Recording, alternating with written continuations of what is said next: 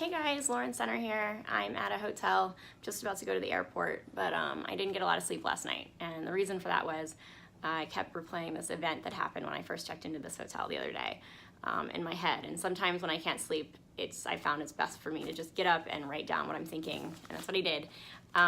But after reading it this morning, I'm realizing that there's several different topics that I have made videos about in the past that that this story sort of reflects. So I thought it was really important to share that with you. So let me tell you the story. The other day I checked into this hotel. It was a really long day.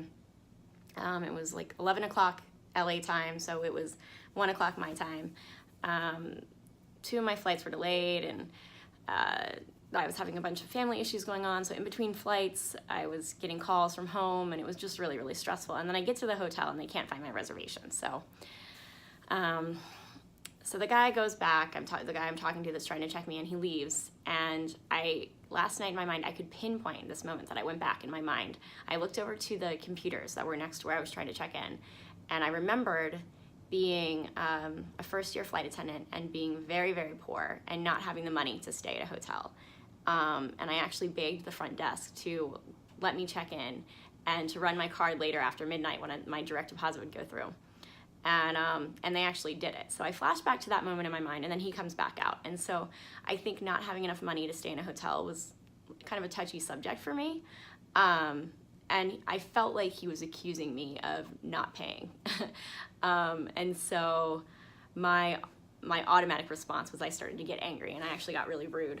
And then I realized that I had actually booked the hotel room in an old account under my maiden name. So that's why he couldn't find it. So it was really my fault. So I showed it to him and I apologized, and I don't know if he really accepted my apology. I explained to him about my bad day, but I don't think he really got it, and so I just went to bed. But I guess I felt bad about being so rude, and that's why it was on my mind last night. And so what I realized is what I should have done is, first of all, been more present in the moment, not thinking about the past and things that have happened, because that wasn't the situation I was in right then and there. He probably wasn't accusing me of not paying. Secondly, when I felt myself get angry, I should have been able to stop myself and take a step back and look at the situation before I got snappy like I did. And I probably would have realized a little bit more quickly if I had collected myself that I was the one that actually made the mistake. And so that's being present, paying attention to the current moment. That's automaticity. And then now what I have to do is just have some self-compassion for myself. And I've already noticed where I've made the mistakes.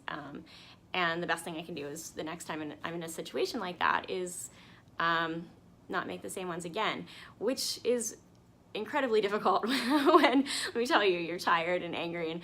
And but you know, I think with practice, that's just what all of this mindfulness stuff is. It's just practice. And so I wanted to share that with you guys, and I hope you have a really good day. I really appreciate your attention. Thank you.